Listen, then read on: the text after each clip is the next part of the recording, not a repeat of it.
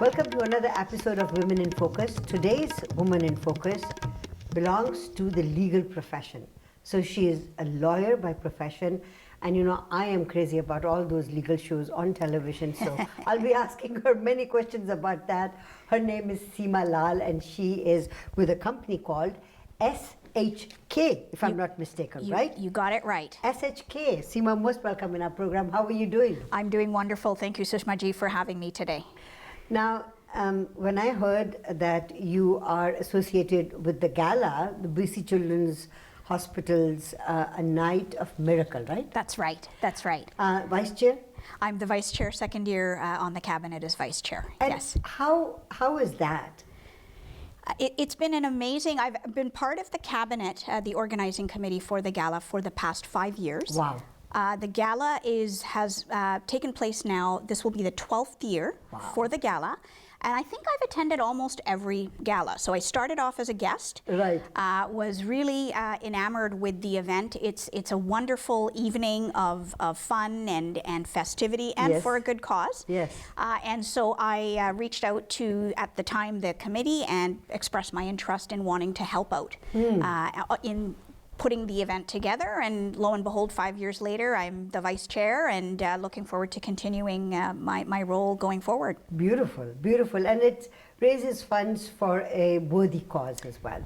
Absolutely, yeah. BC Children's Hospital and is definitely a worthy cause. And the last 2 years, this will be our second year raising money for the initiative of children's diabetes. Wow. Yes. Which is a very worthy cause, and particularly within our community, diabetes is one of those conditions that we all know somebody who's affected by it, and so we felt it was worthy of a second year of fundraising again. Let me take you back to your childhood then. Did you always want to be a lawyer, or was it what your parents wanted you to be?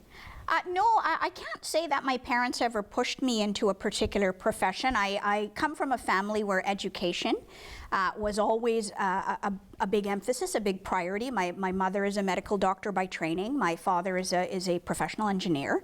So I grew up in a household where I knew that education was important.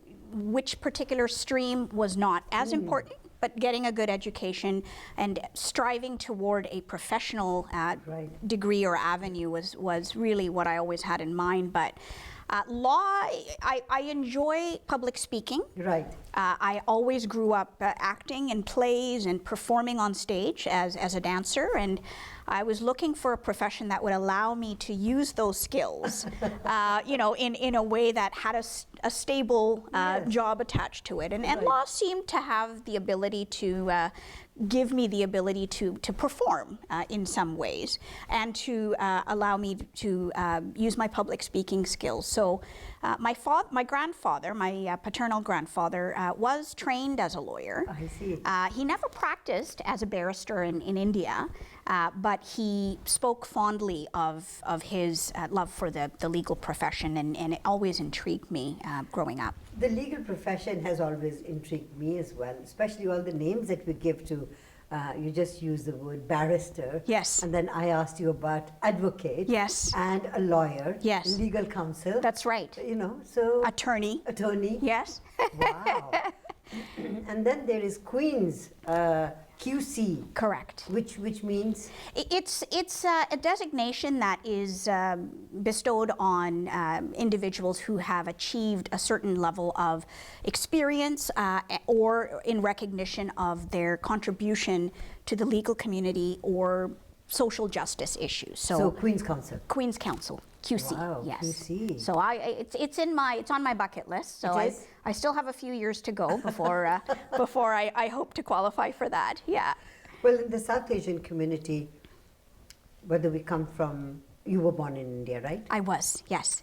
Whether we come from India or Pakistan or Sri Lanka, Bangladesh, Fiji, East Africa, wherever Indians have gone, this profession is really revered, looked upon. Teachers and legal counsel, right? Right. So your family has had your mom and a doctor, and Yes. your dad engineer. Yes. You had to be somebody in between.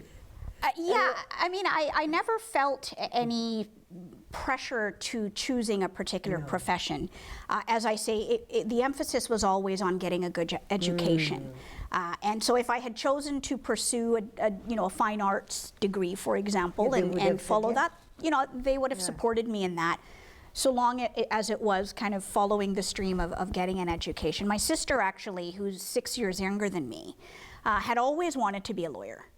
And so when I, made the decision to apply and got into law school, I think she felt, well, I can't do this now, because then of course everybody will think I followed Big Sister.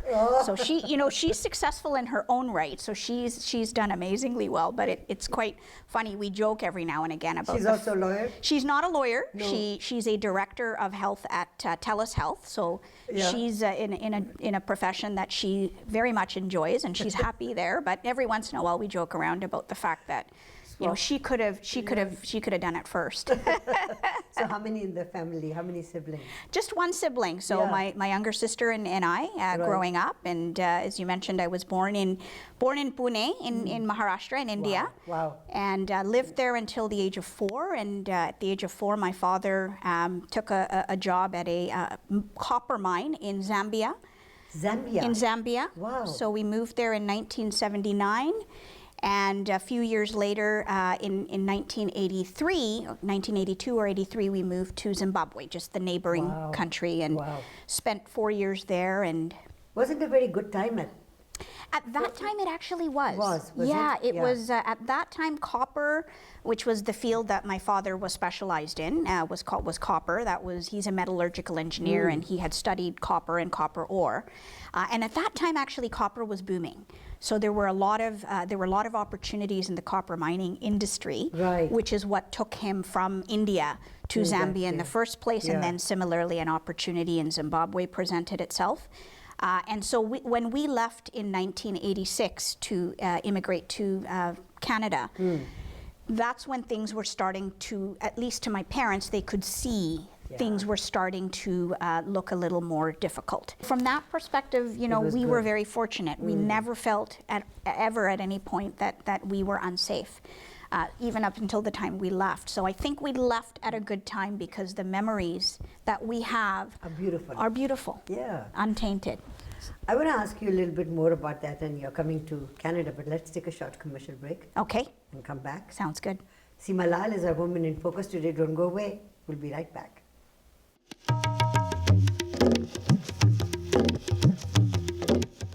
Welcome back to Women in Focus. Seema Lal is our Woman in Focus from SHK Law Corporation. Now, you guys living in Africa, and then parents decide in '86, okay, that's it, let's go to Canada. Why Canada? Good question. My father had decided he wanted to undertake further studies, so he had his master's in engineering and was looking, I think, partly for an avenue to find a way to another country, and applying as a student for a student visa seemed to be an avenue that would allow us the fastest entry into a new country. And so he had actually looked into both Canada and Australia, had applied for positions at in Australia and Canada, and had heard from University of British Columbia back first, and Vancouver. Ironically, the two places are quite similar, right? Yes. Sydney and Vancouver, and so ultimately, it was the fate that decided that Vancouver was going to be our new home, and he came ahead of us and set up, and we joined him about a month later. Lovely. Yeah. So was it difficult for you? How old were you when you came to Canada? I would have been 11. Yeah. So yeah, when my parents told my sister and I we're leaving, we're going to a new country. I'm sure I knew where Canada was on the map, but beyond that, I thought everybody's in igloos and has fur on, right? Cold place. Yes. Why are we going to such a cold place? And so yeah, leaving such a beautiful. Absolutely. Absolutely. So I couldn't, of course, at that time, as an 11-year-old, understand why in the world they would uproot us and move across the world to this cold country. And so fortunately for us, we ended up initially staying with a lovely family in a basement suite in South Vancouver. And I immediately had a friend because the landlords lived on the upper floor, and they had a daughter who was my age. Definitely a transition period because I started in grade 7 when we moved here. That was the grade that I was slotted into based on the education that I had completed in Zimbabwe. So was that the right grade then? I was a year younger than everybody. They had actually, because of the curriculum, thought I was ready for grade 8, but my parents thankfully said, well, 11 seems a little young for high school. So grade 7 seemed to be the right compromise. So I was a little younger than the rest of my classmates, but everybody was, quite welcoming, although I got a lot of questions about growing up in Africa and whether I had a pet lion or a pet monkey, and, all of the sort of stereotypical assumptions that, that kids at that age would have had about, somebody coming from Africa. So and the same sort of assumptions that you had. Of course, that's right. So I couldn't fault them because I arrived in Canada and realized it wasn't, in fact, frozen over and freezing cold. So yes, my assumptions were quickly dispelled. Now, living in Canada at that time, in the 80s, was an interesting time. Our community was growing quite fast. Yes. And I think from when I first came here, we were about 80,000, 85,000. Yes. Right. And by 1987, the community started growing really fast. Right. And now we are touching 350,000 in British Columbia, which is a huge population. Yes, absolutely. For the South Asian. I think we beat the Chinese population by a little bit. Okay. Now, over here, your father went to UBC as well. Yes. And so you did your law from UBC too? I did, yeah. My undergraduate degree in my bachelor's in psychology as well as my law degree were both at UBC. So I spent 7 years there. But in your profession, yes, right now, you are quite associated with the developers and the construction industry. Correct. How does that? How did that come together? Yeah, with the legal profession.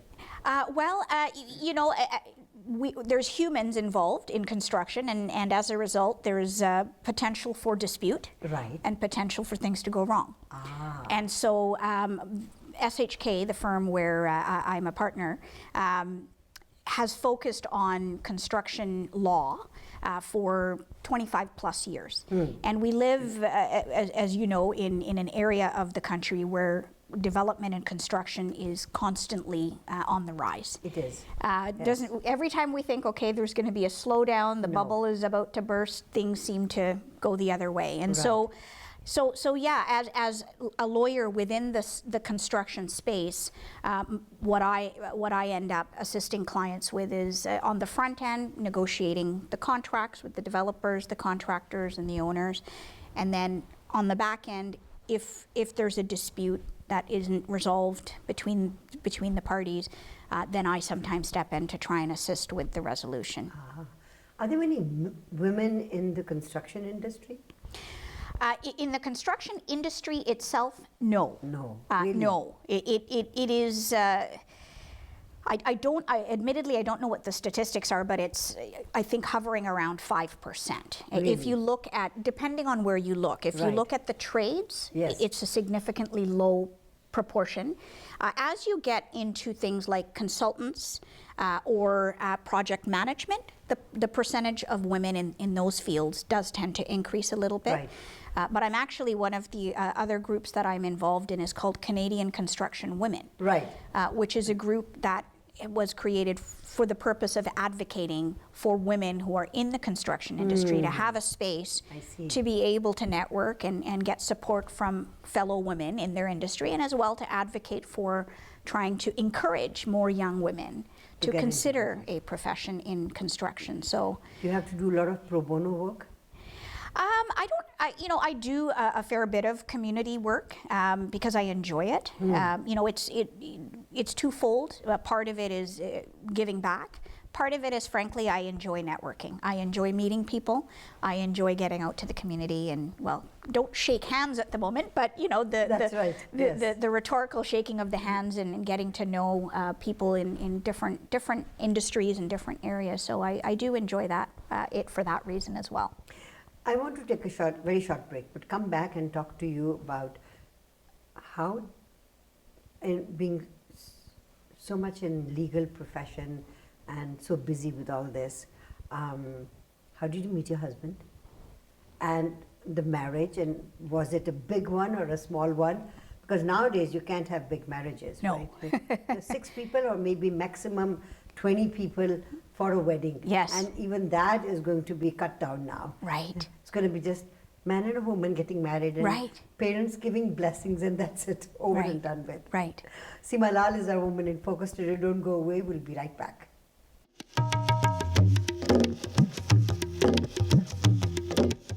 Welcome back to Women in Focus. Seema Lal is our Woman in Focus today. So we were talking about, how you are interested in this profession. So you became a lawyer, you joined SHK, now you're a partner there. Yes. Did you get time to meet people? How did you meet your husband? I spoke to you earlier about my love for performing and Yes. being on the stage, and, Yes. and I actually met my husband. We met because we joined an Indian Bollywood dance group. And so, Really? yeah, I met his cousin first, who Yes. we became friends, and she said, I have a dance group. We're called the Masala Dance Group. Oh. And we perform at, Diwali events or multicultural events around town, and would you be interested in joining? And this was back in '93. Oh, wow. So we're going way back. And so I said I would love to join, and so he was also a member of that group, and The Masala Dance Group. Masala Dance Group, yes. Wow. Yeah, so he was there, and we initially got to know each other as friends, and Yes. and realized that we had a little bit more friendship, and so that was a few years later that we started dating and got married in 2003. Wow. And how was that with your parents? there was initially there was some convincing needed. Yes. Now they Who love did- him more than me, but Who did you tell first, your mom or dad? always mom, right? That's the way it works. You're always closer to mom. Yeah, you just say to her, "Hi, Mom, I am seeing somebody." Yeah, I mean, she had met him before because, okay. of course, we Yeah, were in yeah. the dance group, and they would come to perform, and so they knew everybody in the dance group, and so they had met him, so he wasn't a stranger Right. in that way, and I shared with her that things were getting serious, and I thought maybe he might propose, and Yeah. and I wanted them to know, and they were happy, and as I say, always nervous because it's I'm the daughter and the oldest Yes. daughter, and so it's always that nervousness about who is this boy, and who is his family, and then of course met his family and realized he came from a very loving family, very close Yes. family, much like ours. Right.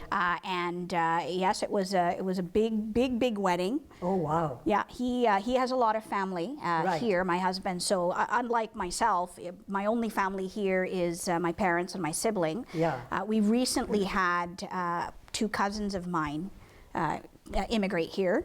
So we now have a few more family members, but essentially his entire family is here. Right. First cousins, second cousins, Yeah.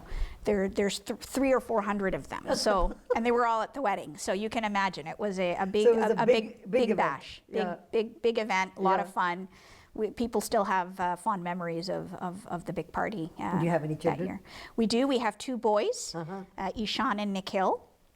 They are 9 and 5. Wow. So Nikhil just started kindergarten this year, so it's very exciting, and Yes. they're both thrilled to be back in school I bet. because it's been a long hiatus since March. So, parents of 2 younger kids who are, want to be at school, want to be with friends. Yeah. And with, I think since March, they weren't going to school at all?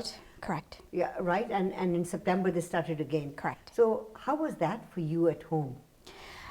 It was. We were grappling with the decision because my in-laws actually live with us. They live in our basement suite. Right. And they're older, and my parents live in the neighborhood, Yes. 5 minutes away from where we live, and we were seeing them and interacting with them. And so yeah, we debated the issue of sending them back to school because we wanted to continue to see family. But ultimately we realized that they needed it. You know, after being away for that long, it's isolating for them as well. You know, they Yes. need the social, they need the social aspect of it. Right. Obviously, the education is important, but you know, Nikhil being in kindergarten, I wasn't as worried about the educational part, more so just the No. socializing. So, but they're safe, you know, they go to school with their masks on and Right. they keep them on all day, and apparently all the kids in the school and the teachers are all wearing masks. So we're feeling a little bit more comfortable with that decision How long to do you send think them. this is going to go on? You know, one of my best friends is actually an infectious disease doctor, so she is the most popular friend in our group right now, as you can imagine. So we're constantly calling her saying, Sangeeta, what's going on? You know, how much longer do we have? And you know, I think what she's saying is it's going to be another year before, Wow. you know, because by the time we get a vaccine and Yeah. everybody's inoculated, and, you know, so I think, unfortunately, I think we're in it for at least another year. Okay, I'm going to ask you a silly question now. Okay. Which is your most favorite TV legal program? Oh, that is a hard one because there's quite a few. I mean, I have to go with the classic, though. It's Law and Order. Okay. And there's many versions of the show that That's have right. come out since the original. Yes. But I still find it to be the most accurate Okay. in terms of depicting. Representation? That's right, what actually happens. I mean, I'm not a criminal lawyer. No. So I don't get to do the exciting courtroom scenes like you see on TV, unfortunately. Most of my courtroom experiences for most people would find it a little dull. Okay. I enjoy it. Yeah. Where do you see yourself in the next 5 years? Good question. So I will continue to be practicing. I foresee myself sort of, I enjoy this profession. I find it challenging and rewarding. So I see myself continuing with the firm. I see myself, I think, probably continuing with the community work that I'm doing, and hopefully we'll still be able to be part of what will then be the 17th annual Night of Night of Miracles Gala. And hopefully finding other ways to give back to the community in some other streams. Lovely. Beautiful talking to you. Thank you for being our Women in Focus today. I appreciate the opportunity. It's a privilege. Seema Lal has been our Woman in Focus today. Don't go away. We'll be right back.